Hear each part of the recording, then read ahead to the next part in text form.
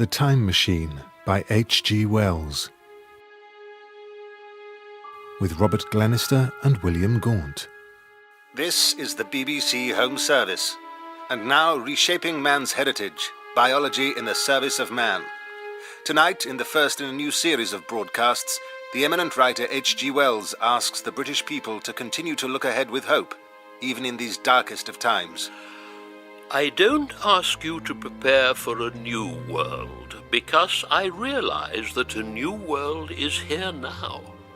The question is whether our species, we, our children, and our children's children can adapt ourselves and conquer the new world. Pardon me, is this Portland Place? Oh no, madam. It's at Marylebone High Street. Portland Place is the other side of Harley Street. Oh, thank you. I must have missed the turning. Easy thing to do in a blackout, madam. Whether we are going to spin down this vortex to extinction, extinction which has been the fate of all the mighty races of animals that have lorded it over the world in the past. Good evening. I'm here to meet Mr. Wells. He hasn't finished his broadcast yet, madam. Can you let him know I'm here? It's Martha. Certainly, madam.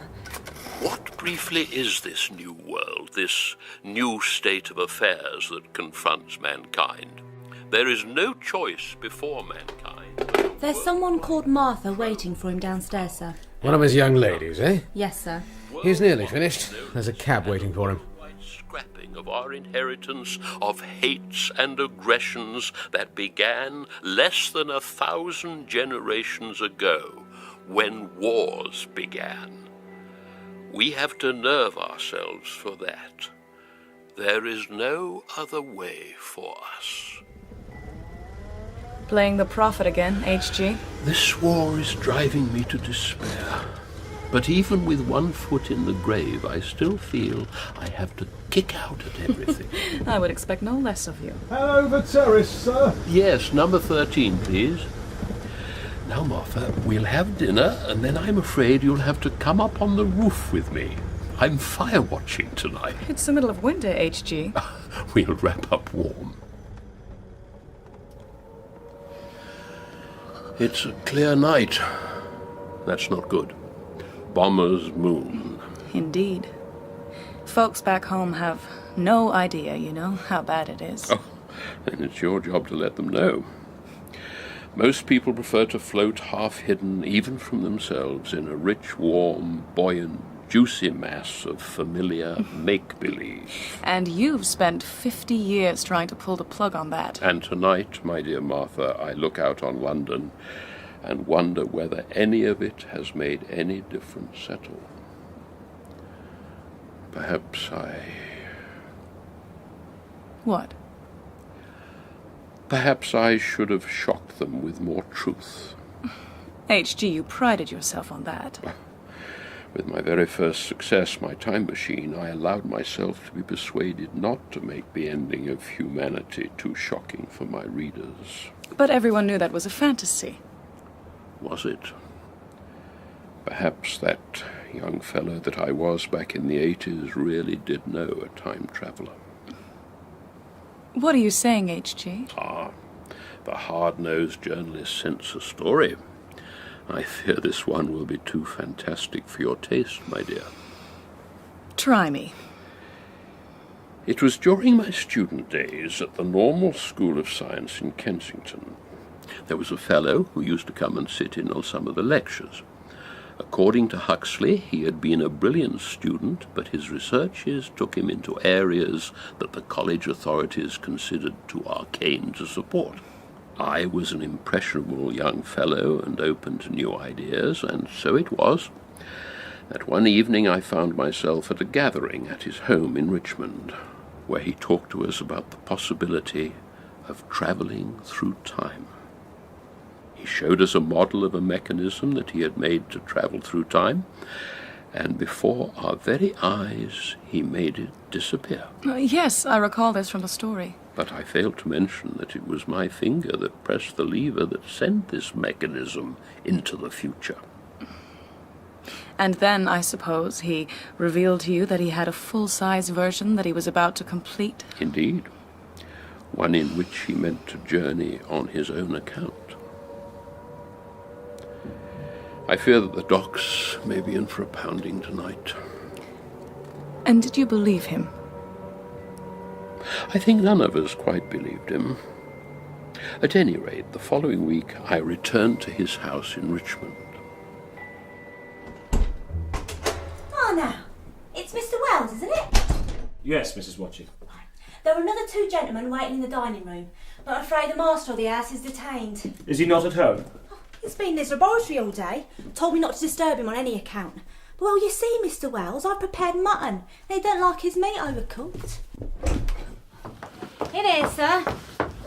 No, it's not him. It's our socialistic student. Hello there, Wells. Hello, Bennett. Philby. Evening, Wells. Is there still no sign of our friend, Mrs. Watches? I'm afraid not, Mr. Philby. It's a little inconsiderate of him. He did invite us for 7. Bennett's stomach has been rumbling, Mrs. W, and this delicious wine is making him even more nonsensical than usual. He's been telling me all sorts of tosh about what happened here last week. Come, Philby. So perhaps you ought to serve dinner as our friend instructed? If you say so, Mr. Philby. But I'm not happy about it.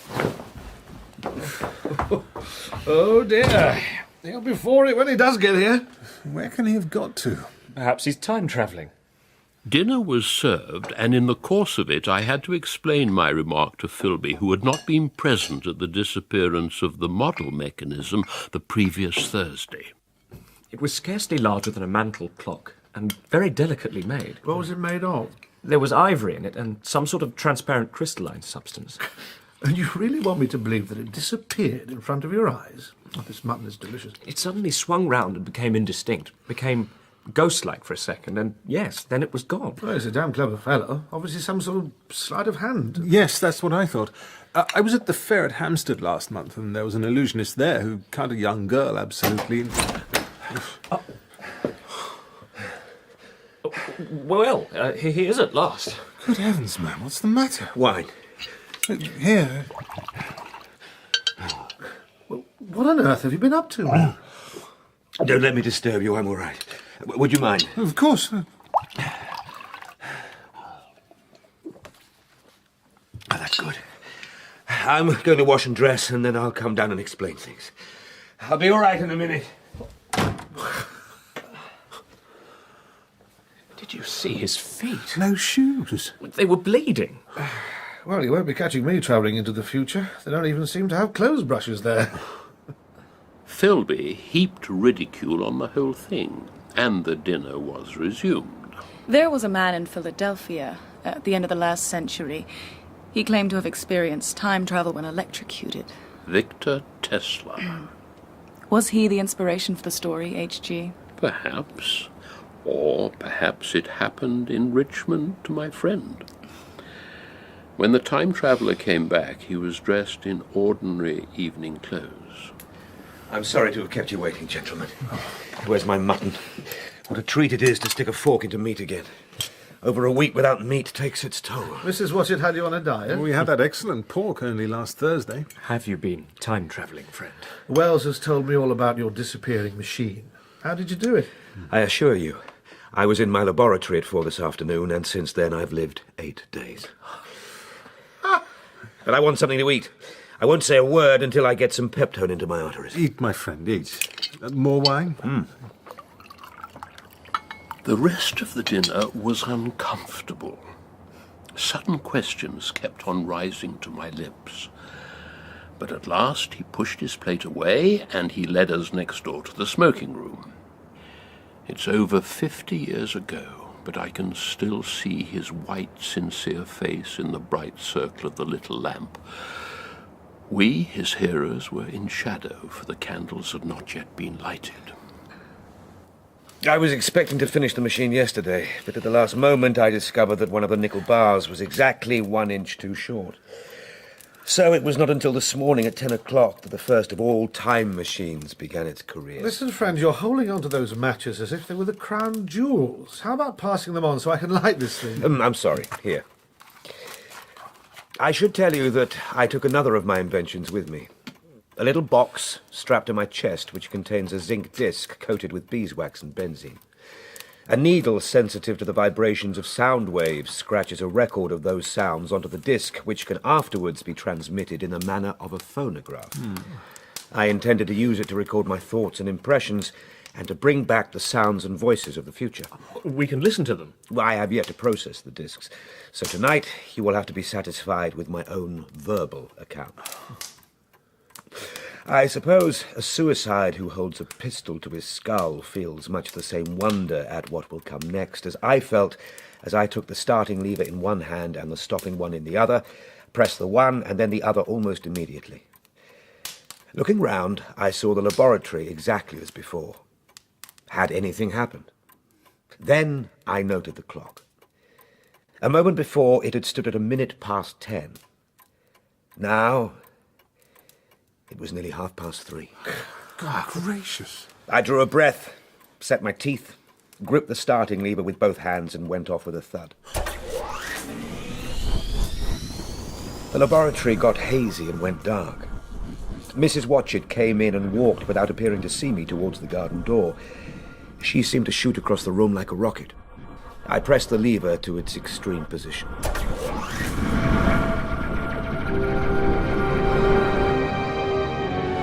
Night coming like the turning out of a lamp. Now almost immediately day. Laboratory faint, black. Tomorrow night, now day again.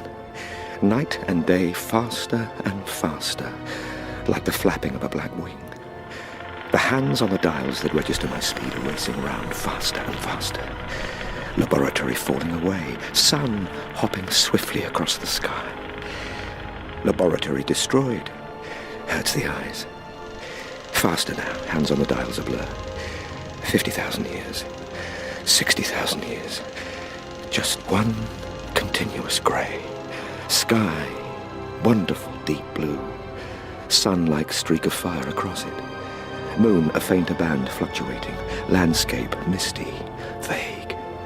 No. Huge buildings rising up, now passing, like dreams. Dials going round faster and faster. Whoa.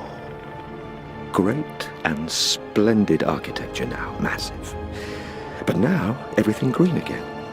So beautiful. No seasons. Main concern. Something else occupying this space at the time I choose to stop. Consequences, matter meets matter. Explosion. I can never stop. Have to carry on forever. Nauseous and swaying of machine. Have to stop. Stop.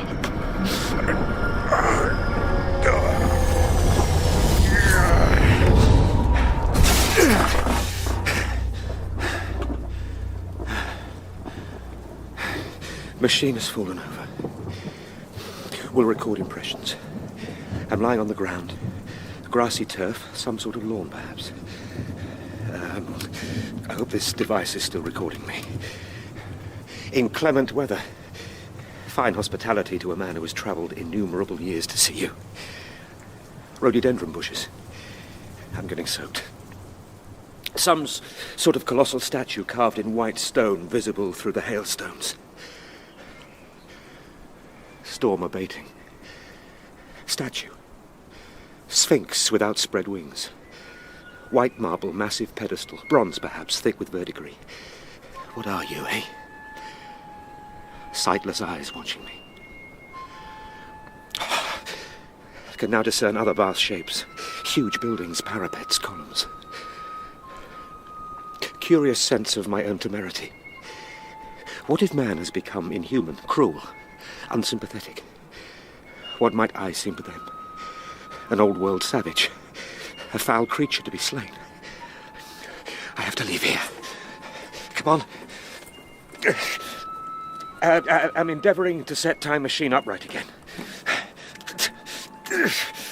That's got it. Well, at least I can get away now.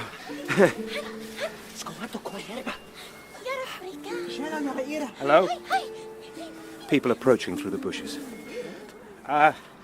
Hello? I think it's a man. Hello? He's about 4 feet high, very slight, purple tunic, no hat, bare legs, sandals. I'm a friend. Friend? Fragile beauty like a consumptive. Friend? Ciudato. Hai, hello, Cana. Privi ciudato. Hai veni? Qua blitzen. Friend. Viltastali. Cana jag flicka. One of these fellows is coming towards me now, holding out my hand. Yes, that's right. He's touched my hand, which seems to be giving the others the courage to... that tickles. They're like Dresden china dolls. Very delicate, frail. But they don't seem threatening, so in the interests of science, I will stay to investigate. No, please don't touch the machine. That's my machine. I'm now taking the precaution of unscrewing the starting and stopping levers. I come from the past. Past, time, sun, travels through the sky. Time. Thunder, yes, very good, very realistic. The fellow's pointing to the sun. Seems to be asking me if I have come from the sun in a thunderstorm. Oh dear. I seem to have come all this way through time only to find that man has the intellectual capacity of a 5-year-old child. Yes, thunder. Quinquacello. Murga. The woman is bringing a garland. Flowers. Murga. Murga, frumos. Frumos. Thank you. She's putting a chain of exquisite flowers around my neck.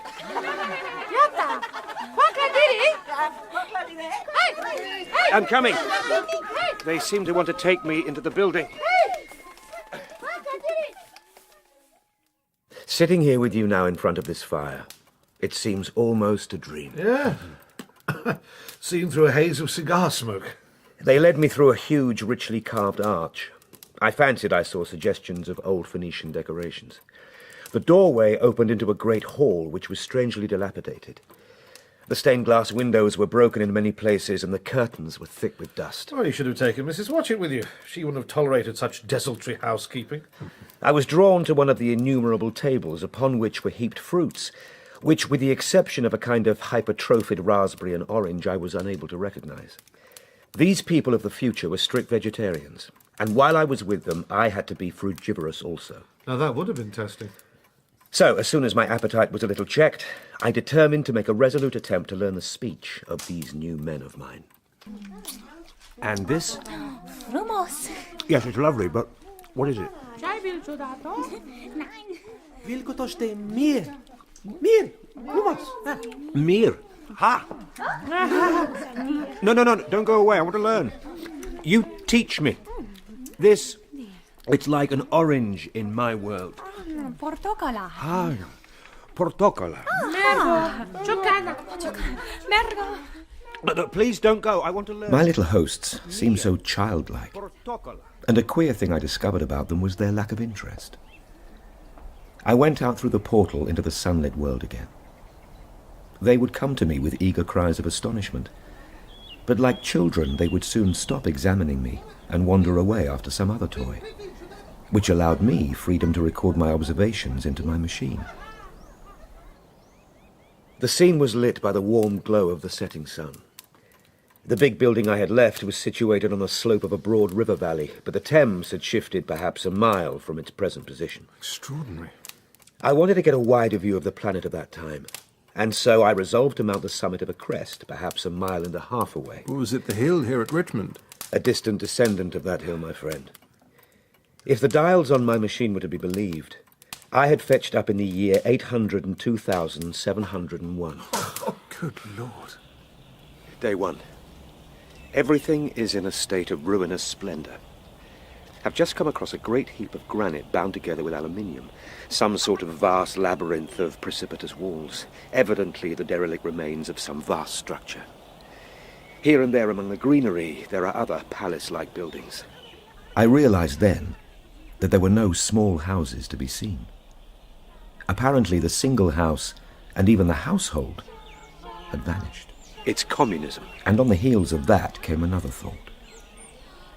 I looked at the half-dozen little figures that were following me. They all have the same soft, hairless visage and the same girlish rotundity of limb. Clearly, the differentiation of the sexes has ceased. While I was musing on these things, my attention was attracted by a pretty little structure which I approached. It resembles a well, and is covered by a sort of cupola. Odd that wells should still exist. Gore! Gore! What's that? Gore! Well, what's wrong, my fellow? It seemed to trouble them that I was looking into the well. It was almost as if I had insulted them. Proceeding to climb the hill. The little people that have been following me are falling back. At the crest, I found a seat of some yellow metal, the armrests cast and filed into the resemblance of griffins' heads. I sat down on it and surveyed the broad view of our old world under the sunset of that long day. Below was the valley of the Thames, in which the river lay like a band of burnished steel. There were no hedges, no sign of proprietary rights, no evidence of agriculture. The whole earth has become a garden. The air was free from gnats, the earth from weeds or fungi. Everywhere there were fruits and sweet, delightful flowers. Brilliant butterflies flew hither and thither, and the ruddy sunset set me thinking of the sunset of mankind. This is clearly mankind upon the wane. Humanity has used all its vitality to alter the conditions under which it lived. No danger of war here or solitary violence. No danger from wild beasts. Seemingly no disease, no need to toil. And so physical and intellectual power are out of place. This explains the physical slightness of the people here. Their lack of intelligence. The full moon, yellow and gibbous, came up in the northeast. Now, where am I going to sleep tonight? I determined to descend, and I looked for the building I knew. Then my eye travelled along to the figure of the white sphinx upon the pedestal of bronze. There was the tangle of rhododendron bushes, and there was the little lawn. I looked at the lawn again. No. That can't be the lawn. Where's... It is the lawn, but where... No. No! No! The time machine was gone. At once, like a lash across the face, came the possibility of being stranded there in a different age. They've moved it a little. They've pushed it under the bushes out of the way. Of being left helpless in this strange new world. Oh! Damnation! How could I have... When I reached the lawn, my worst fears were realized. I ran towards the bushes. It has to be here. I had taken the levers to prevent anyone from traveling through time. No! What was that? I had startled some pale animal that in the dim light I took for a small deer. No! Where is it? What have you done with it? What have you done with my machine? Where are you? Give it back to me. Give me my machine! In the light of my match, I went past a dusty curtain and found a second great hall covered with cushions. Wake up! I have no doubt they found my appearance strange enough holding the flame, for they had forgotten about such things as matches. Where is my time machine? Where is it?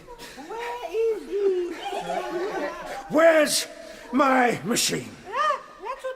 Where's my machine? You're children. Useless. You're useless. Get out of my way. I went back out under the moonlight. I can't stay here. I can't.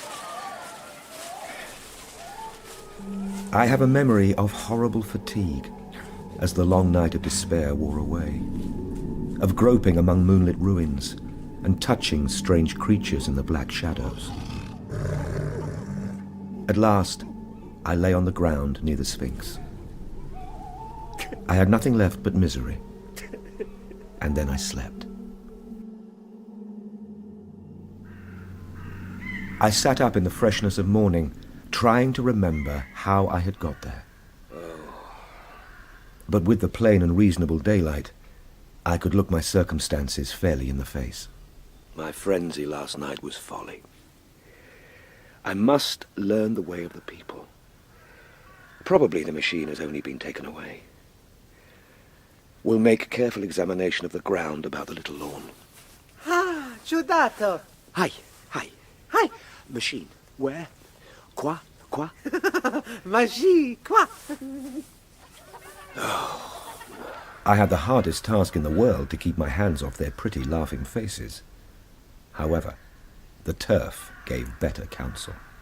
Appears to be a groove ripped in the lawn, and sign of strange narrow footprints of an animal like a sloth leading to pedestal of Sphinx. Deep framed bronze panels on either side of plinth. Clearly hollow, no handles or keyholes. Perhaps could be opened from within. One thing was clear enough to my mind. My time machine was inside that pedestal. Hi. This. What is it? Their response was one of shock. Suppose you were to use a grossly improper gesture to a delicate-minded woman. It is how she would look. Did they tell you what was inside the pedestal? No. They went off as if they had received the last possible insult, as I continued to knock on the bronze panels.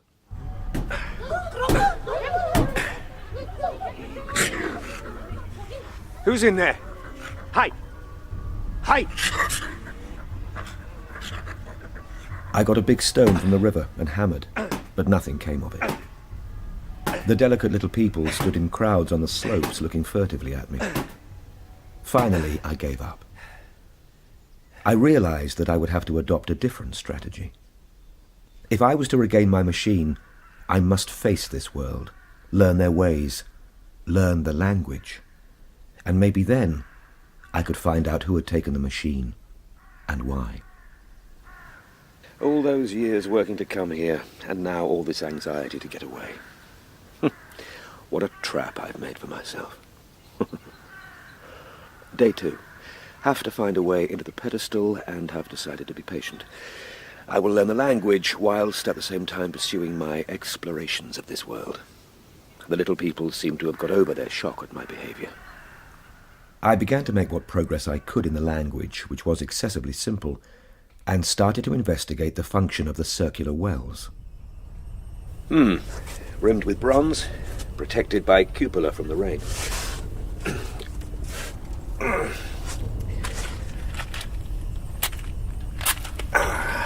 Match flares, suggesting steady current of air flowing into the shaft.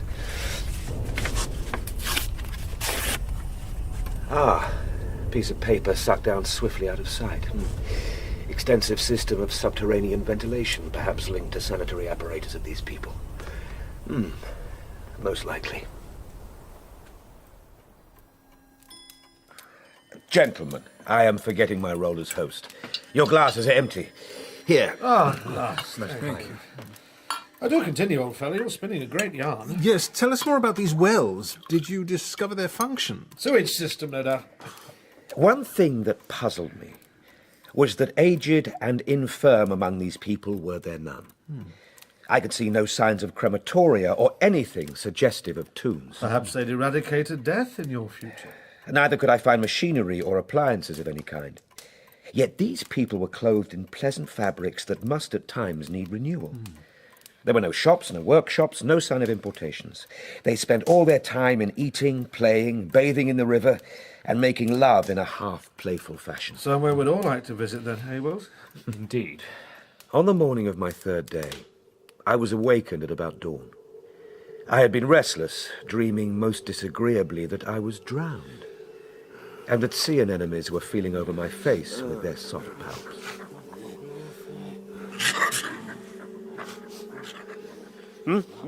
What is it? What? Who's there? It was that dim grey hour when things are just creeping out of the darkness. I got up and went out onto the flagstones in front of the palace. Bushes, inky black. Ground, sombre grey. Sky, colourless. Up the hill. White figures. Like ghosts. White, ape-like. More there. Several of them carrying something. Some sort of body. No. Gone. Trick of the light. It was getting lighter now. No sign of them. Creatures of the half-light, like that animal I saw in the bushes that first night. Later that day, I sat on the banks of the river, watching some of the little people bathing in the shallows. I felt I lacked a clue. Day 3. Something, I know not what, has taken my time machine into the hollow pedestal of the Sphinx. Why? Those waterless wells, what is their function? It is as if I had found an inscription with sentences here and there in plain English. One of the little people seems to have got out of her depth, interpolated with others made up of words and letters unknown to me. Hey there! Hi! Yata! Yata! They're completely ignoring her. Help her! Ajuta-la! She's floating downstream. They're not going to help her. Ajuta-la! They don't seem to care. I hurriedly waded in at a point lower down. I'll help you. Yes. Let's get you on land.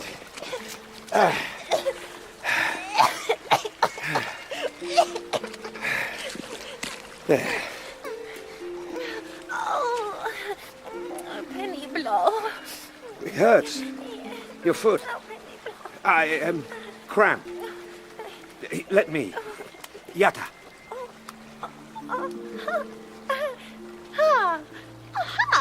Oh, Ciudato Bono Barbato.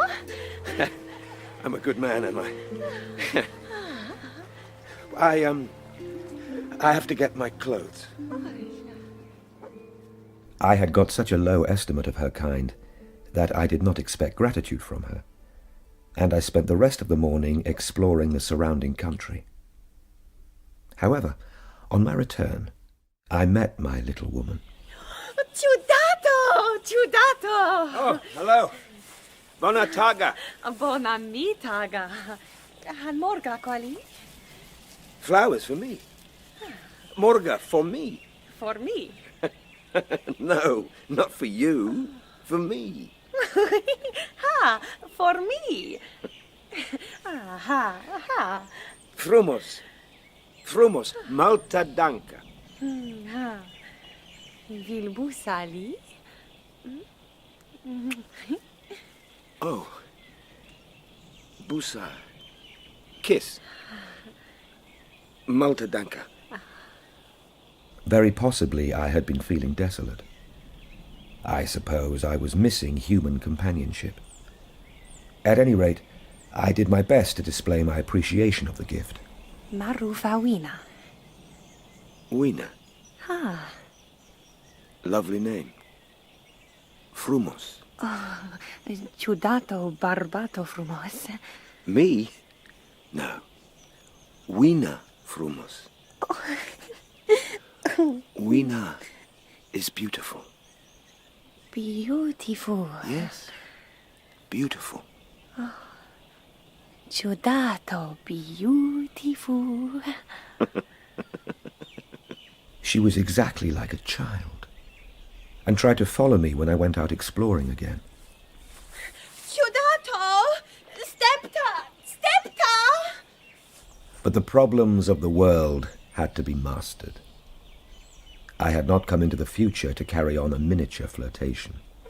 No, you stay, Wina. Oh, Ciudato! Nevertheless, she was somehow a great comfort, and that evening I watched for her tiny, doll-like figure as soon as I came back over the hill. Wina! Hi! Hey! It was from her, too, that I learned that fear had not totally left the world. At night, the little people gathered into the great houses and slept in droves, but I insisted upon sleeping away from these slumbering multitudes. Ciudato, vina qua vina. No, Weena, I sleep out here. Oh, ciudato gore. Gore. Gore. Darkness. Darkness. Vina qua vina. Why are you scared of the dark? Vin. No, I'm staying here. Ciudato qua gore. Darkness. She dreaded the dark, dreaded shadows, dreaded black things. Yet I was still such a blockhead that I missed the lesson of that fear. I'm staying out here. We sat there in the light of the dying fire, watching the time traveller relive these moments as he recounted them. A pained expression came into his face, and I could have sworn that tears gathered in his eyes. Guilt. Perhaps. We all have that, for the pain we have inflicted on others. And yet, better to have loved. Such a slow process, isn't it? What is? The education and persuasion of humanity. All my life I have believed that in the end reason will triumph. Instead, mankind seems bent on destruction. Your patient is refusing your medicine. The race is between education and catastrophe. At the moment, catastrophe seems to have won that race. If your time traveler is to be believed, then reason does eventually triumph. For a while. Only for a while? He saw what came after the decline of reason. As I looked at him that night, I could see that his experiences had had a profound effect on my friend. To regain composure, he stood to add another log to the fire, and sparks shot out onto the hearthrug. Be careful, old chap. You have the house on fire. So why was she so afraid? Did you find out? Patience, Bennett, patience. What were these mysterious white creatures that you saw? I'm coming to that. He sat back down in his chair, his composure regained, and returned to the future and his tale. The weather of this golden age was much warmer than our own. And on the morning of my 4th day, I was seeking shelter from the heat and glare in the granite ruin, which I came across on my first evening. I found a narrow gallery, which seemed at first impenetrably dark to me. Windows here are blocked by masses of fallen stone. A pair of eyes was watching me out of the darkness. The old instinctive dread of wild beasts came upon me. Then I remembered Weena's strange dread of the dark. I'm taking a step forward. Hi. Hi. I put out my hand and touched something soft. Something white ran past me and was hidden in a black shadow beneath another pile of masonry. Ape-like creature, dull white, large, greyish, red eyes, flaxen hair on head and down its back. Runs with head held down and forearms held low or even on all fours, can't be sure. I followed it and could not find it at first, but after a time came upon one of those round, well-like openings. Looking down, I saw a small white creature with large bright eyes, which regarded me steadfastly as it retreated. It was so like a human spider. It was clambering down the wall by means of a number of metal foot and hand rests. Ah, damnation.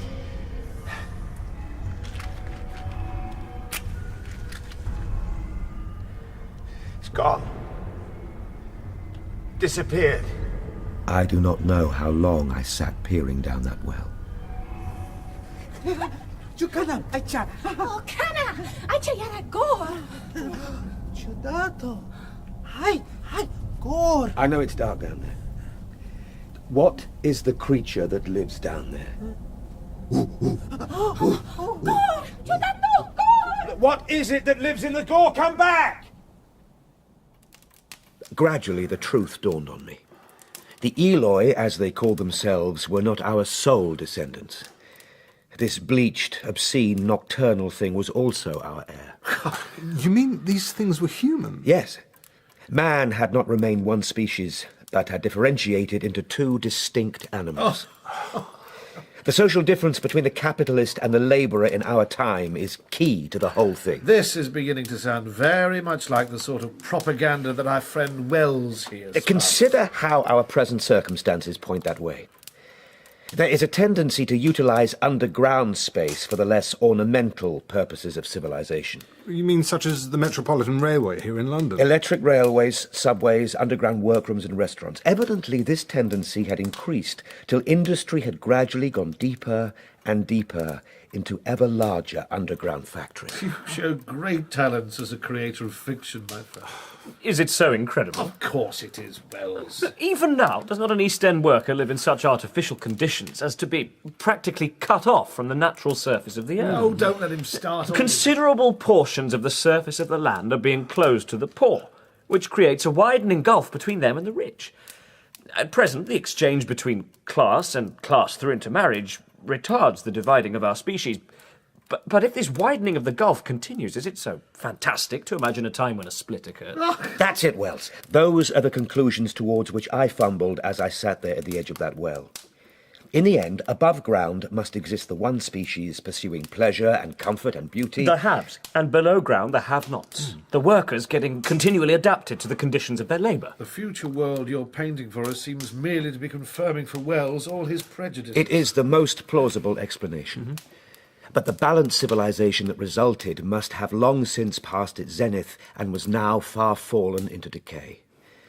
The too perfect security of the upper-worlders had led them to a slow movement of degeneration, a dwindling in size, strength, and intelligence. And was it these creatures from the underworld who had taken your time machine? I was sure of it. I see a fault, though, in the fabric of your fiction, old fellow. Why did your little people not restore your time machine? They were, after all, the masters. And why were they so afraid of the dark? That night I asked myself exactly the same questions, and tried to elicit answers from my little woman. Weena? Ciudato? Qua gur? No, ciudato. No darkness. But why, Weena? What are you afraid of? Qua vin frika? Eloi ar frika gornici nupts. Eloi have a fear of the dark nights. Dark nights. Moonless nights. Perhaps. Weena. Huh? Tell me about the people down there. Tell me about them. Oh, Morlocki. Morlocks. Are they the creatures down there? Morlocki quagor? Morlocki quacor. No, it's all right. It's all right. I'm here. I'll protect you. Here, Yata. That's a match. Sarufa match. Match. Fromosica match. No, don't touch it. It's hot. Hot?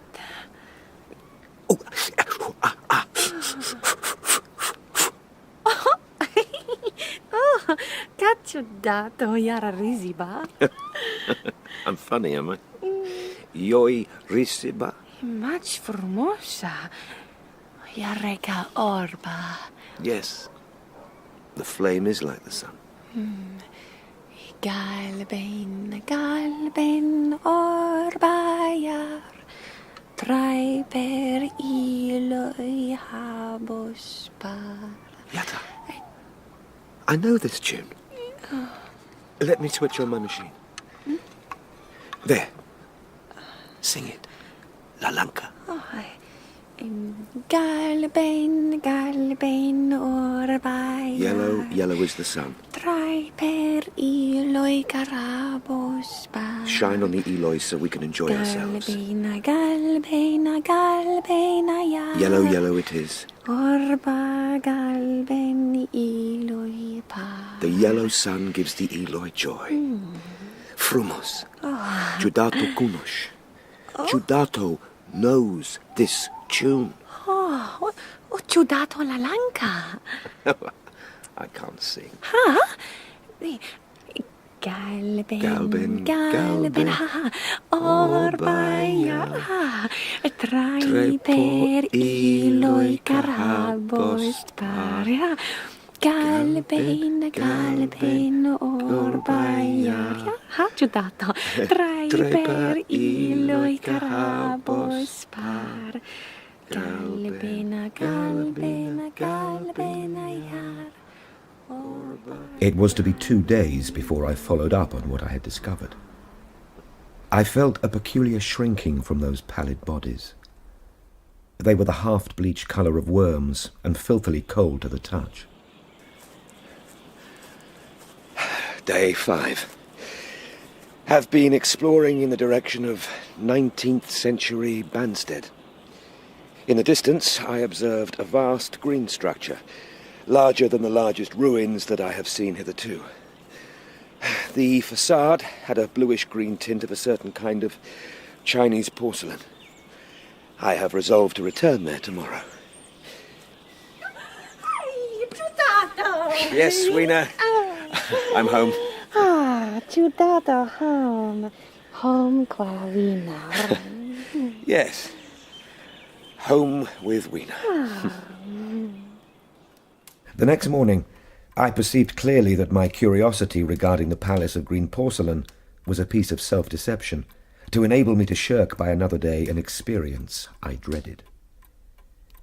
The time machine was only to be recovered by boldly penetrating those underground mysteries.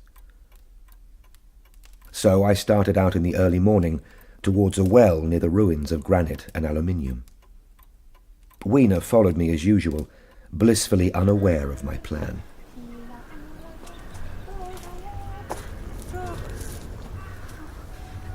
It's all right, I'll be back. Day 6. I'm standing by one of the wells and I'm about to climb down. Namaka ciudato? Match is ready just in case. Here I go. Goodbye, Weena. Namaka? Yare frika qua sutrano? Cana ciudato? Gorna morloki yare qua sutrana? No, Weena. I have to go down. Ha ciudato yare friccia? Hai cana mer qua sutrano vador? Cana ciudato?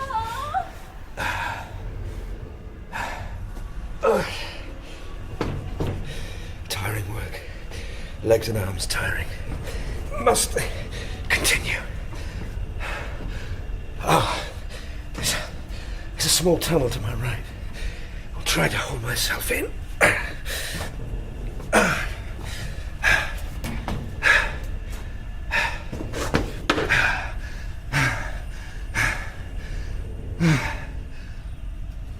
Arms aching. Exhausted.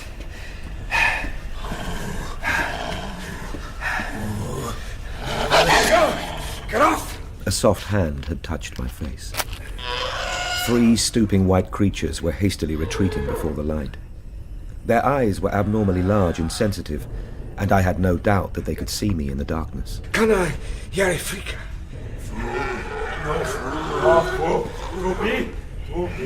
Their language was apparently different from that of the upper world people. Hi! I'm going to proceed, even though all my instincts are urging me to get out of this place. Feeling my way along the tunnel. Presently, I came to a large open space.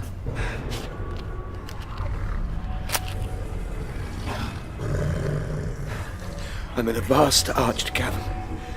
Big machines. Morlocks sheltering the shadows from the glare of my match. Strange smell, like freshly shed blood.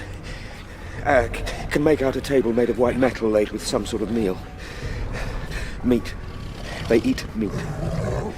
Joint from some sort of animal. Raw. Red. It was all very indistinct. The heavy smell, the obscene figures lurking in the shadows, only waiting for darkness to come at me again. Then the match burned down. Just 4 left. I have thought since how ill-equipped I was for such an experience. No arms, no medicines, no tobacco, not even enough matches. I had wasted almost half the box in astonishing the upper-worlders. No!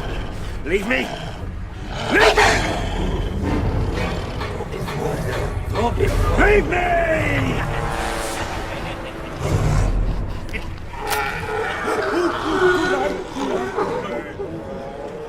Eking out the flame with a scrap of paper in my pocket. Retreating to the tunnel. Oh. Light blown out. No, get off me! Leave me! Hands clutching me, trying to hold me back. I must get out. Matches. Matches. Get off! They look so inhuman. Pale, chinless faces and great, lidless, pinkish grey eyes. I had to get out.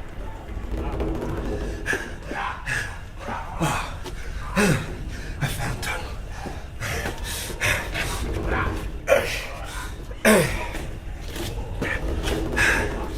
I'm crawling along tunnel. Creatures not far behind. Match still burning.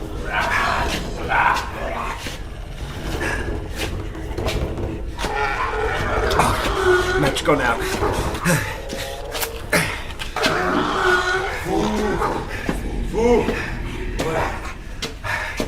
Ah, here's the shaft. Must find the iron rungs. I felt sideways for the projecting bars. My feet were grasped from behind, and I was violently tugged backwards.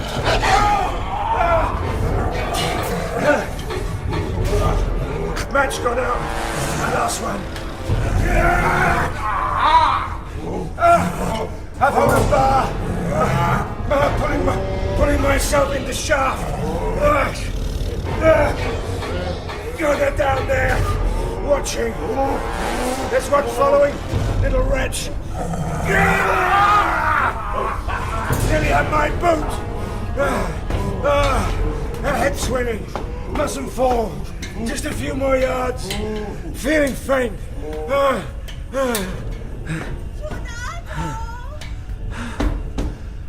Wiener. Wiener.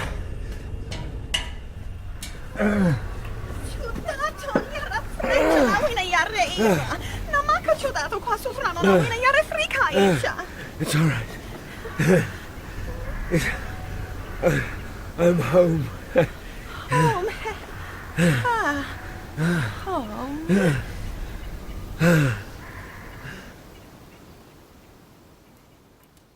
My hope of escape was staggered by these new discoveries. There was something inhuman and malign about the Morlocks. Instinctively, I loathed them. Come. What is it, Mrs. Watchett? I was wondering if you were going to be long, sir. You carry on, Mrs. Watchett. I'll see my guests out. That doesn't seem right, sir. I'm perfectly capable of doing it. Good night, then, gentlemen. Good night, Mrs. Watchett.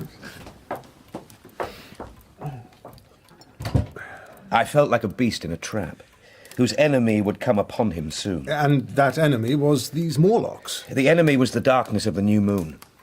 The moon was on the wane. Each night there was a longer interval of darkness. Now I understood what Wiener had meant by the dark nights.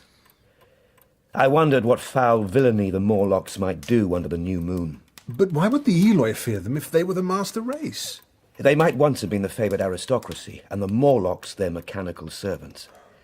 But that time had long passed away. Ages ago, man had thrust his brother man out of the ease and the sunshine. And now that brother was coming back. Exactly, Wells. The Morlocks continue to maintain the Eloi in their habitual needs, and I inferred that they made their clothes. Why would they do that? Out of habit, perhaps. Perhaps. But I was struck by the fact that the Eloi had begun to learn one old lesson anew. They were becoming reacquainted with fear. Suddenly there came into my head the memory of the meat I had seen in the underworld. It seemed odd how it floated into my mind. What are you saying, old fellow? I shuddered with horror to think how these Morlocks must have already examined me as I slept. It will give us nightmares, old man. I determined to make myself a weapon of some sort, and to find a fastness where I might sleep. Day 6. I've wandered along the valley of the Thames all afternoon, but have found nothing that commends itself to my mind as inaccessible. The Morlocks are dexterous climbers. I've decided to strike out for the Palace of Green Porcelain with its tall pinnacles and polished walls. Come, Weena. I'll carry you on my shoulders.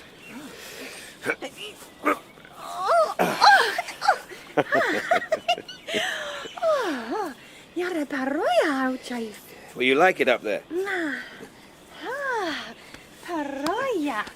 careful, my sweet. Don't kick. You'll damage my recording machine.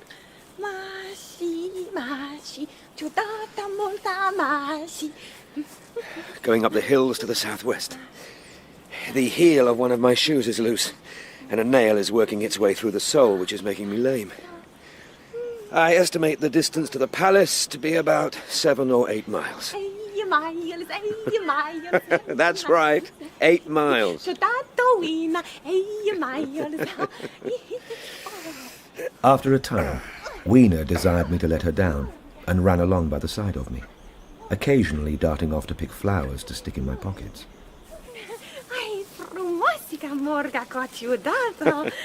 Molta danka. Home, ciudato? Weena home. No, we can't go home. We're going there. Can you see? To the green building. Weena obosita. You're sleepy. I'll carry you again. As the hush of the evening crept over the world, we proceeded over the hill towards Wimbledon. One star after another came out, and the ground grew dim and the trees black. Shh. Kana ya Afrika. So far I had seen nothing of the Morlocks, but it was yet early in the night, and the darker hours were to come. From the brow of the next hill, I saw a thick wood spreading before me. I decided that I would not face it, but would pass the night on the open hill. Above us shone the stars. The Milky Way was still the same tattered streamer of stardust as of yore. No need to be afraid, Kana Afrika. Shh, shh, shh, shh. I'll sing you a song from my time. Ciudato Lalanka. You'll recognize the tune, I think. Twinkle, twinkle, little star, how I wonder what you are. Up above the world so high, like a diamond in the sky, in the dark blue. Through that long night, I held my mind off the Morlocks as well as I could. I thought of the great fear the Eloi felt for them. With a sudden shiver came the clear knowledge of what the meat I had seen might be. Yet it was too horrible. I looked at little Weena sleeping now beside me, her face white under the stars. Lights the traveller in the dark. No doubt I dozed at times.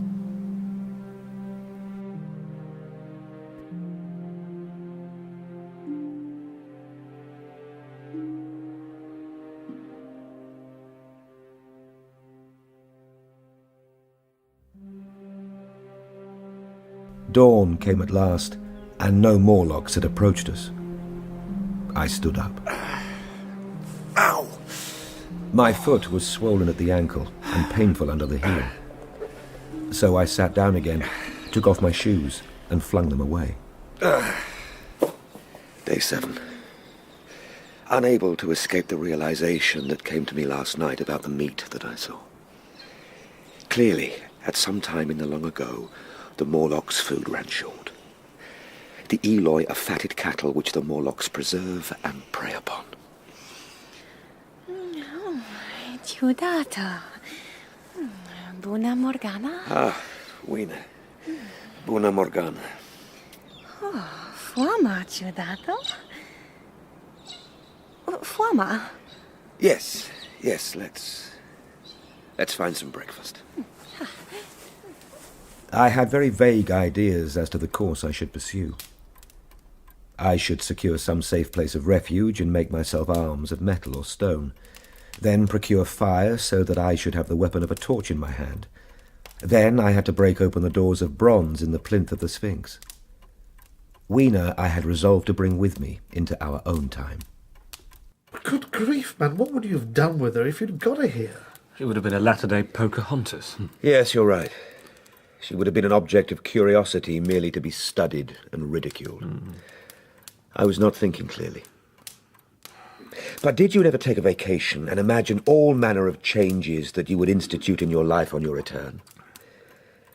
Such was my mental state that night under the stars of that future time. What happened? Did she not want to come? I never found out, Bennett. I never found out.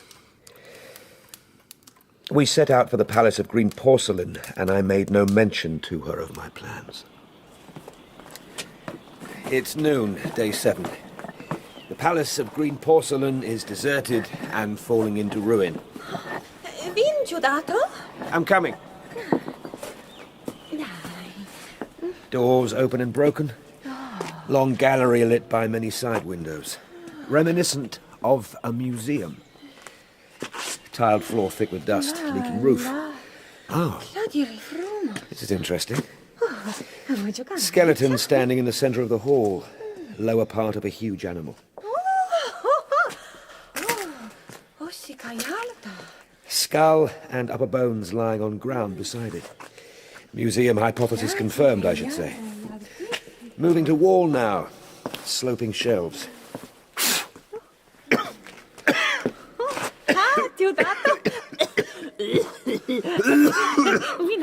Yes.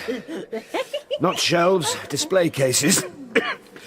Airtight by the look of it. Fossils inside well preserved.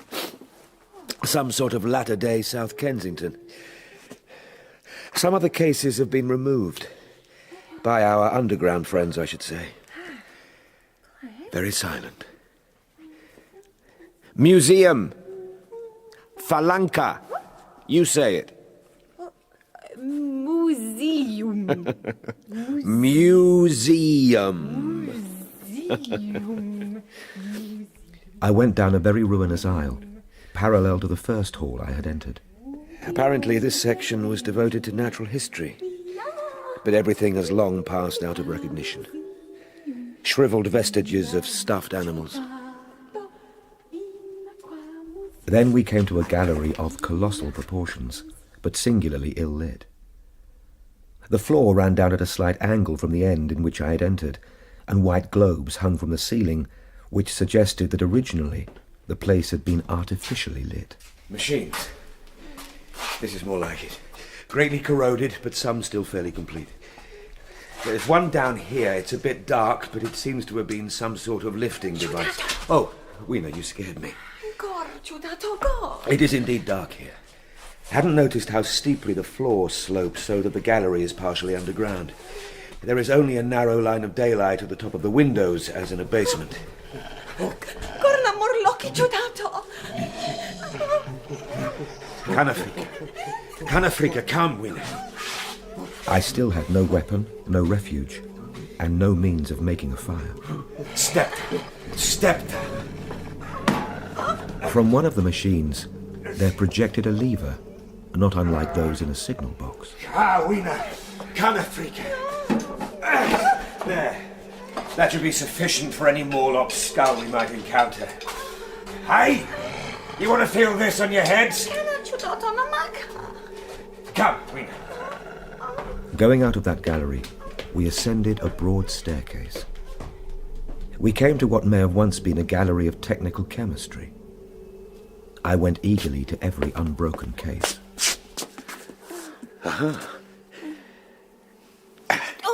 Yes. Oh, match. Yes, Wiener. Matches. Oh, matches. Let's dance, Wiener. Chudato palanca. I'm dancing. Palanque. For this box of matches to have escaped the wear of time was most strange. As for me, it was a most fortunate thing. Yet, oddly enough, I found a far unlikelier substance. It was in a sealed jar, and I fancied at first it was paraffin wax. Camphor. I was about to throw it away. But then I remembered that it was inflammable and burnt with a good bright flame. I'll keep it in my pocket. It will make an excellent candle. I went through gallery after gallery, dusty, silent, often ruinous. As evening drew on, my interest waned. We came to a little open court with 3 fruit trees. Arbole Chudato? Arbole. Trees. Trees. Portocala. Ai.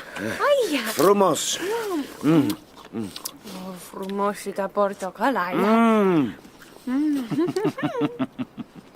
After feasting, I saw that night was creeping up on us, and my inaccessible hiding place had yet to be found. Sunset, day 7. It seems to me that the best thing we can do is pass the night in the open, protected by a fire. I have my matches, and I have the camphor in my pocket, and I have my bar of iron. I am determined to return to the Sphinx early tomorrow and tackle those bronze doors with it. We emerged from the palace. My plan was to go as far as possible that night, and I purposed pushing through the woods. As we went, I gathered any sticks or dried grass I saw, and presently had my arms full. Thus loaded, our progress was slower than I had anticipated.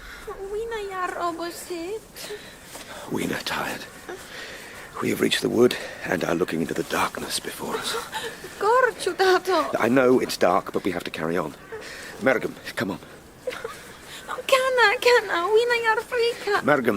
Mergum. Oh, now what is it? Morlocks.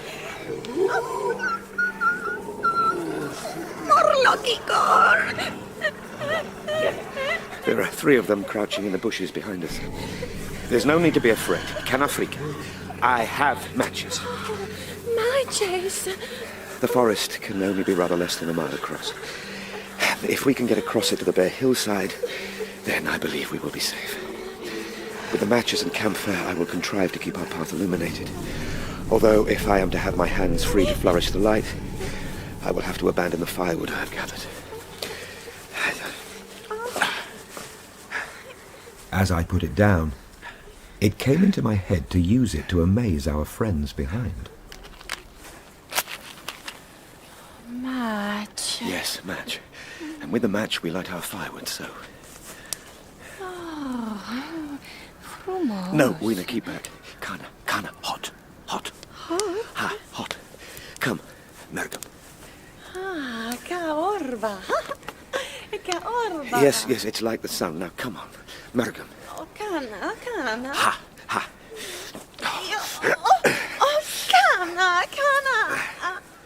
I caught her up and plunged boldly into the wood. For a little way, the glare of the fire lit my path. Looking back, I could see that from my heap of sticks, the blaze had spread to some bushes, and a curved line of fire was creeping up the hill. Canafrica. There was sufficient light for me to avoid the trees. I had no hand free to strike a match. Upon my left arm I carried my little one. In my right hand I had my iron bar. Morlocki. Mergum. There were evidently several of the Morlocks, and they were closing in upon me. Indeed, in another minute, I felt a tug on my coat. Wiener, get off her! Hey! Hey! It was time for a match. But to get one, I must put her down. There. Ah! Leave her! Wiener, kann Afrika. Wiener! Hey! Hey! I hastily take a lump of camphor from my pocket and prepare to light it. Wiener! Hey! Wiener, open your eyes! She's lying clutching my feet and quite motionless. Wiener! I light the camphor and fling it to the ground.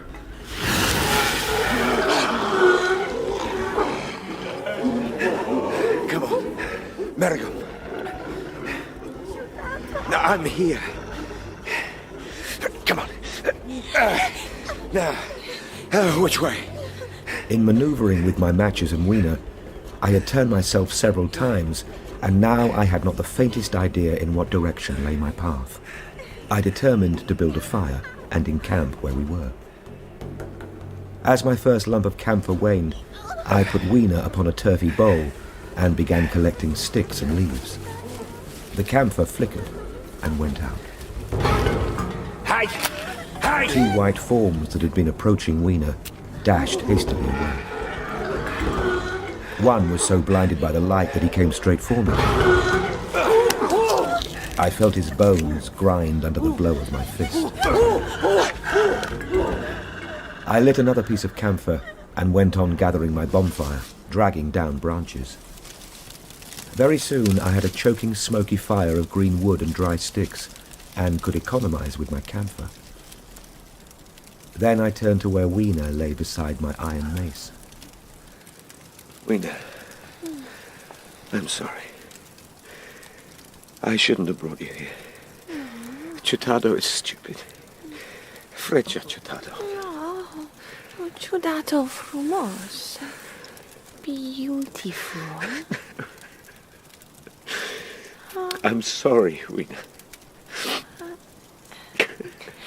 La lanca Ciudado. What? Sing. Ah. Twinkle, twinkle, little star, how I wonder what you are. I felt very weary, and the fire would not need replenishing for an hour or so. The smoke made me heavy, and the vapor of camphor was in the air.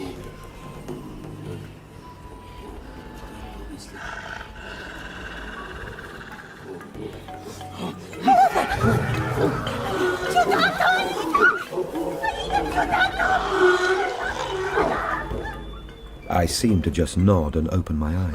What is this? No. All was dark, and the Morlocks had their hands upon me. I had slept, and the fire had gone out. I hastily felt in my pocket for the matchbox. Gone. They've taken my matches. They're all over me. I'm caught by the neck, by the hair, pulling me down. Little teeth nipping at me. I roll over, and as I do, my hand comes against my iron lever. I struggle up, shaking the human rats from me, thrusting where I judge their faces might be. I stand with my back to a tree, swinging the iron bar before me. Wiener and I are lost. Death is upon me, but I am determined to make the Morlocks pay for their meat.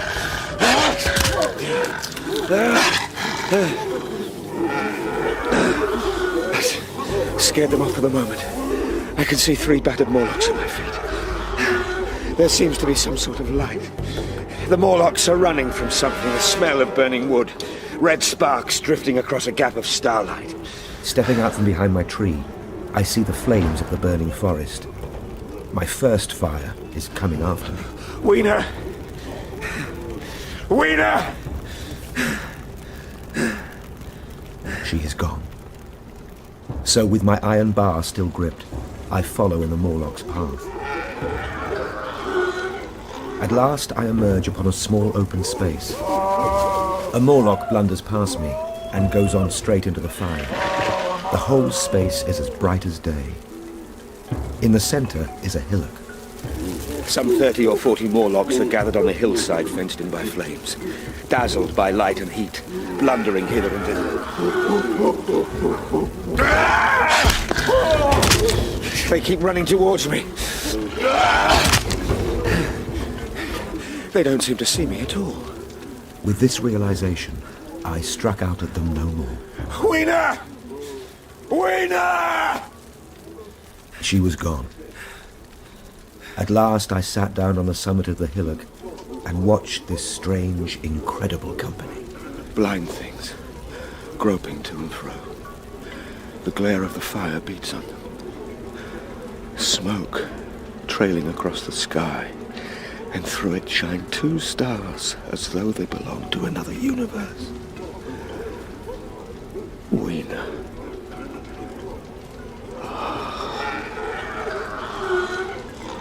The Morlocks are putting their heads down. They're rushing into the flames. God, if this is a nightmare, let me awake.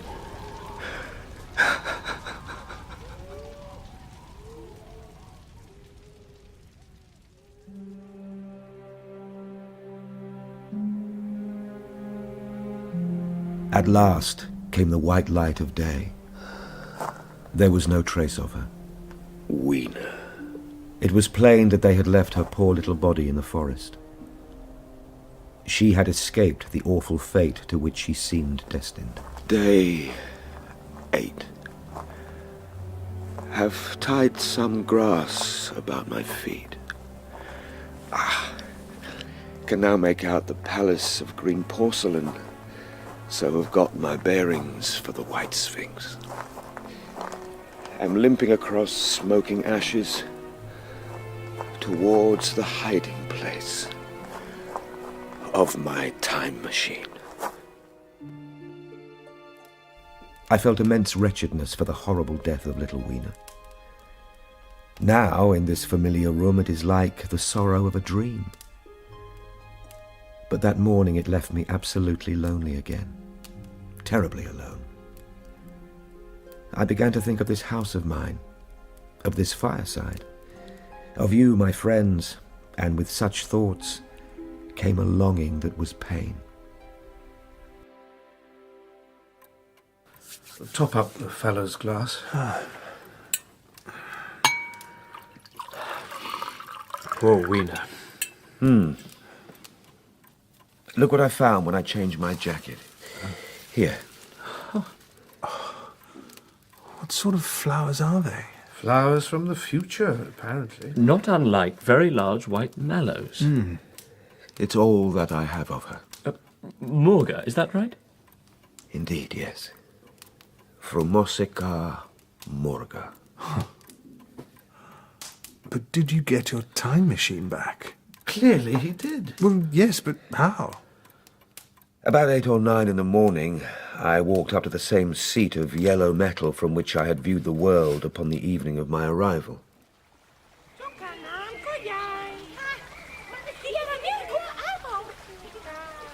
How wrongly I saw it that evening.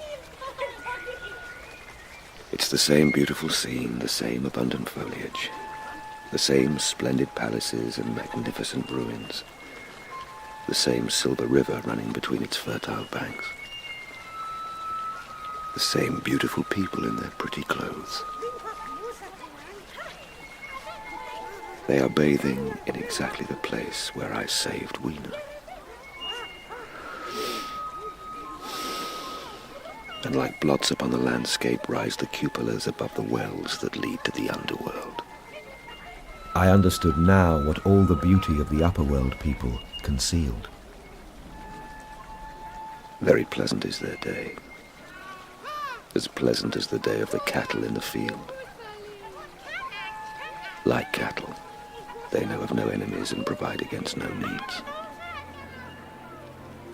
And their end is the same as cattle. How brief has been the dream of the human intellect. It has committed suicide. It set itself steadfastly towards comfort and ease. But then the feeding of the underworld, however it was effected, became disjointed. And when other meat failed them, the underworlders turned to what old habit had hitherto forbidden.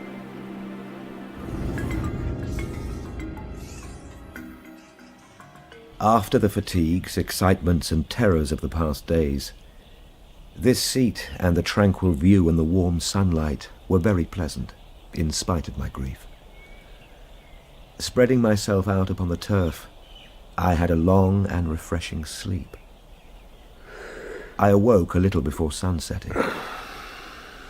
Feeling in my pockets, I found some loose matches. The box must have leaked before it was lost. Stretching myself, I came on down the hill towards the White Sphinx, my crowbar in one hand and the other hand in my pocket, playing with my matches. Good gracious. The bronze doors are open. The bronze panels seem to have slid down into grooves. Within, I could see that there was a small apartment, and on a raised place in the corner of this was the time machine. Yes! Here, after all my elaborate preparations for the siege of the White Sphinx, was meek surrender. I threw my iron bar away. I had the small levers in my pocket, and I stooped towards the portal. Maybe no surrender. They think to lure me into a trap, little knowing that my machine is not to be confined by physical obstacles. I stepped through the bronze frame. Yes. Carefully oiled and cleaned. Been trying to grasp its purpose, have you? As I stood and examined it, finding a pleasure in the mere touch of the contrivance, the thing I had expected happened.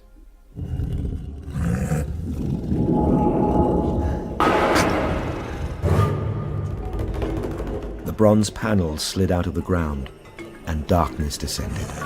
I had only to fix on the levers and then depart like a ghost. Very calmly, I tried to strike the match. I had overlooked one little thing. The matches were of that abominable kind that light only on the box.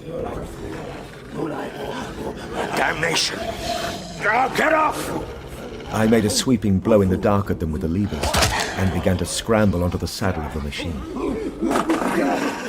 They grasped persistently for the levers, and I fought against them as I felt for the studs over which they fitted. No!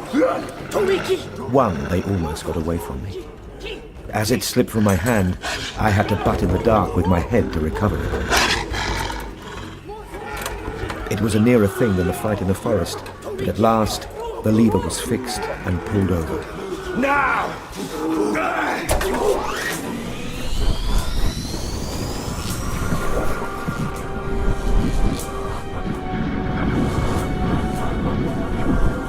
The clinging hands slipped from me.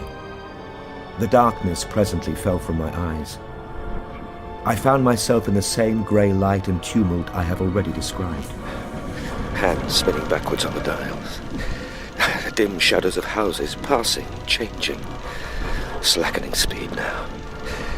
Now our own petty and familiar architecture. The thousands dial running back to the starting point. Day flapping slower and slower. Then the old walls of the laboratory came round me. Very gently now, I slowed the mechanism down. Mrs. Watchett glided quietly up the room, back foremost, and disappeared behind the door by which she had previously entered.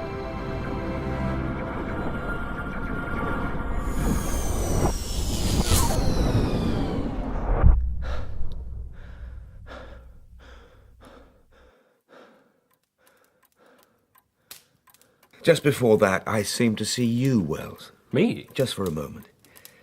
Around me was my old workshop, exactly as it had been, and yet not exactly. The thing had started from the southeast corner of the laboratory. It had come to rest again in the northwest, the exact distance from my little lawn to the pedestal of the White Sphinx. Oh, gracious. Presently I got up and came through the passage here, limping because my heel was still painful. I heard your voices and the clatter of plates. Then I sniffed good wholesome meat. I'd have thought you might have become a permanent vegetarian after your experience. I cannot expect you to believe it.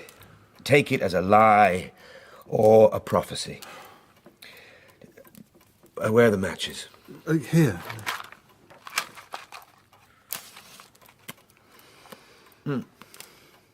To tell you the truth, I hardly believe it myself. And yet... These flowers, old boy. I'd like to find the genus. May I have them? Certainly not. Where did you really get them? They were put into my pocket by Wiener when I travelled into time. Or was it all a dream? I'm damned if it isn't all going. He caught up the lamp swiftly and carried it, flaring red, through the door into the corridor. We followed him. There, in the flickering light of the lamp, was the machine, sure enough. I put out my hand and felt the rail of it. It's all right now. The story I told you was true. I'm sorry to have brought you out here in the cold. I'm hanged if it isn't 1:45. Where's my coat? You know, I think you're suffering from overwork, old man. Yes, I am. You coming, Wells? Yes. Plenty of cabs at the station. Overwork. Yes, that's it. Good night, old fellow. Good night. What a gaudy lie. Perhaps.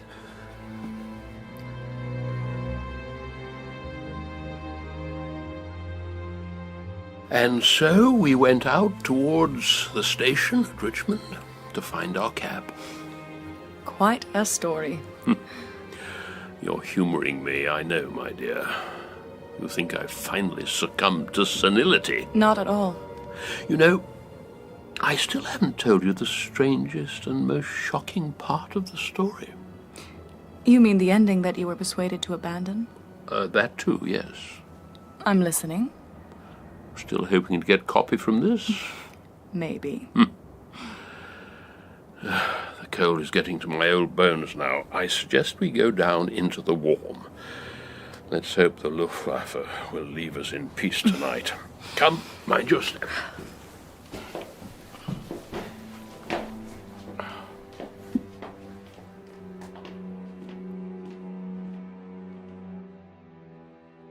Can I get you a nightcap? A small scotch? Thank you. You know, I lay awake most of that night thinking about the time traveller's story. I determined to go next day and see him again. He was on his way to his laboratory, but took me into the smoking room. He had a small camera under one arm and a knapsack under the other. I was wondering... Yes? If I could hear some of the recordings from the future. Oh, big disappointment, Wells. My recording machine failed to work. I got the ratio of benzene and beeswax on the discs wrong. Ah, I see.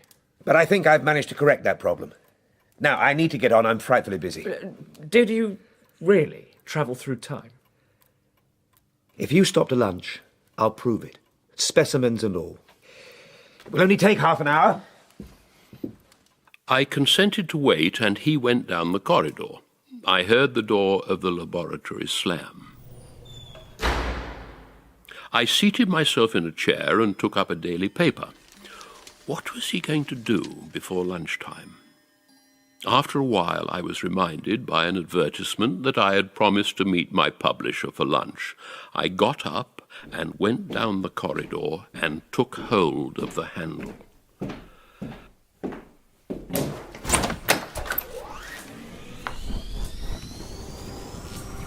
A gust of air whirled round me as I opened the door. The time traveller was not there. For a moment, I seemed to see a ghostly, indistinct figure sitting in a whirling mass of black and brass. But this phantasm vanished as I rubbed my eyes. The door into the garden opened. Ah, Mrs. Watchett, did my friend come out that way? No, sir. He was in here a moment ago. Lunch will be ready soon. Beef stew. At the risk of disappointing my publisher, I stayed on for half an hour, an hour. The stew's going cold. All right. It's not all right. It's not all right at all.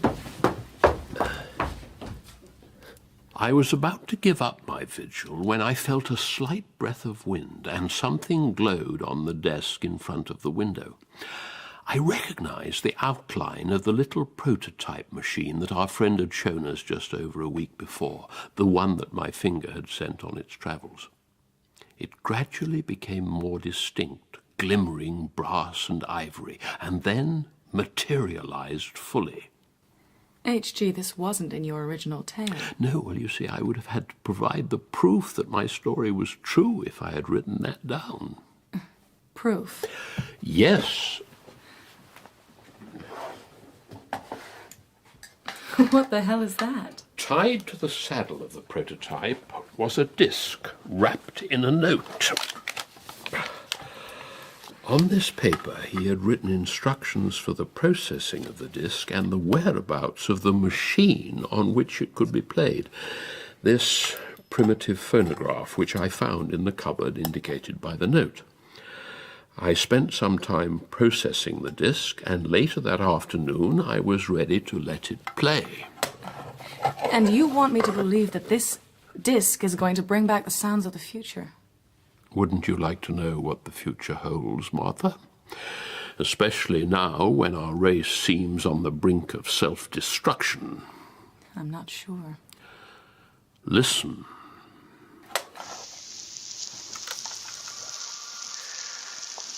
Thousands dialed sweeping round us fast as second-hand of watch. Peculiar change sweeping over appearance of things. Palpitating greyness growing darker. Blinking succession of day and night is returned, even though I have not slowed the pace of my travel. Passage of the sun across the sky now seems to stretch through centuries. Sun has ceased to set altogether, simply rises and falls. I see. Earth has now come to rest with one face to the sun. I shall now gradually slow. Dim outline of desolate beach. Stopping now.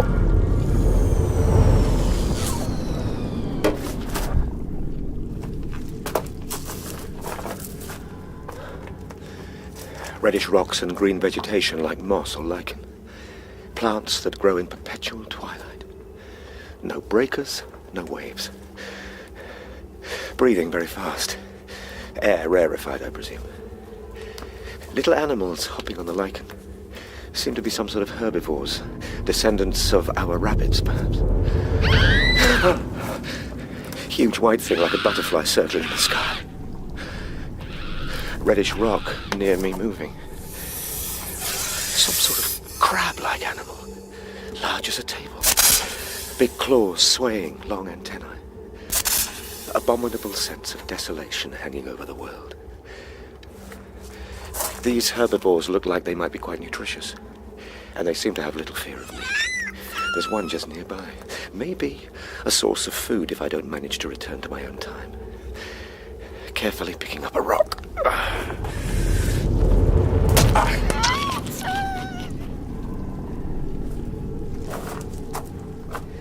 Just getting closer to examine the...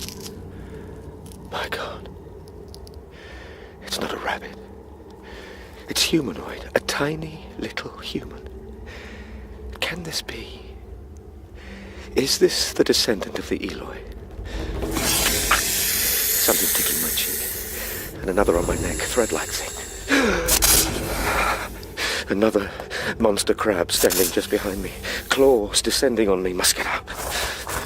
Returning to my machine.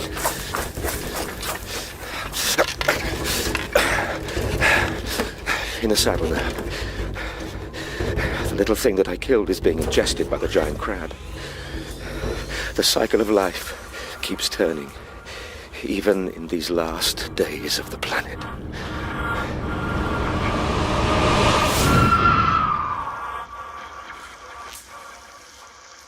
He seems to have stopped recording at this point, must have turned the thing off.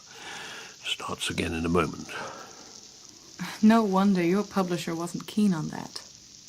Humankind ending up as fodder for giant crabs.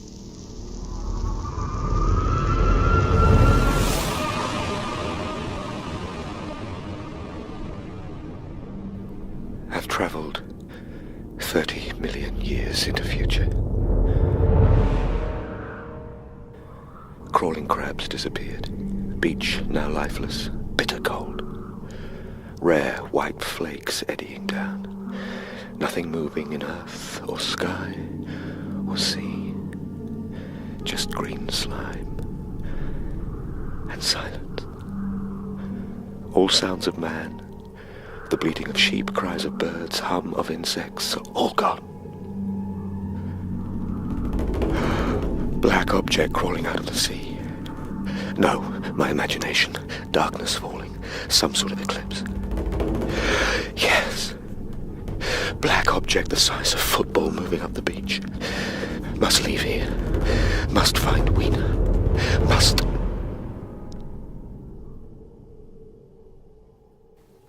HG, why this elaborate hoax? Let me examine that machine. How did this prototype you talk about return with a recording? I can only assume that in some part of the distant future our time traveller came across a piece of his own past in the shape of his prototype. His note does not explain, although he asked me to send it out once more on its travels once I had retrieved the note and the disc. So if your time traveller is to be believed, our downfall is slow and inevitable. Our planet dies over 30 million years from now, in spite of the weapons that are being developed and the wars that are being fought in our own time. Ah, yes. But for it all to end like that, it is shocking. Certainly not the optimistic Wells that the world knows and loves. Perhaps it is age that breeds pessimism, my dear. And now this pessimistic old man is very tired. Yes. And your reputation must be defended. Who knows what my biographers would make of it if you were to stay the night? Good night, HG. Yes, of course. I'll see you out. If I were to give you the recording from the future, what would you do with it? You mean if it were indeed a message from the future? Would you broadcast it on the home service and tell mankind what awaits him? Would you give it to me? I would rather our species ended its story in dignity, kindliness and generosity, and not like drunken cowards in a daze or poisoned rats in a sack. But this is a matter of individual predilection for everyone to decide for himself. Who am I to take that choice away from man by giving him this live broadcast from the end of time? Such was my thinking anyway on that afternoon, all those years ago, in the time traveller's laboratory. When I met my publisher the following day, I told him about a story that I was writing, but made no mention of the recording. Perhaps the time traveller came to the same decision. Which is why the prototype and the recording were the only messages he sent from the future. Or perhaps he found Weena. Perhaps he did, my dear. So many stars. One advantage of the blackouts, we get to see the stars. Do not believe what I say at the last. Believe what I wrote when I was in my prime and hopeful. I do not see why life should be judged by its last trailing thread of vitality. Good night, HG. Good night.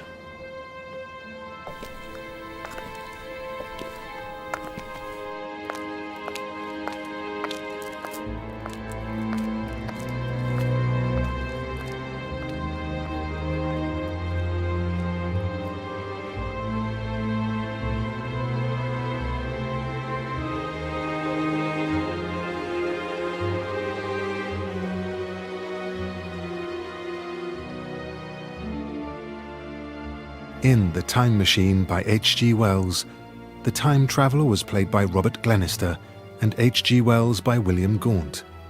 The young Wells was Gunnar Cawthry and Martha Donla Hughes. Philby was played by Stephen Critchlow, Bennett by Chris Pavlo, and Weena by Jill Cardo. Other parts were played by Robert Lonsdale, Manjeet Mann, Inam Mirza, and Dan Starkey. The music was by John Nichols, and technical presentation was by Mike Etherden, Vanessa Spring, and Alison Griffiths. The Time Machine was dramatised by Philip Osment and directed by Jeremy Mortimer.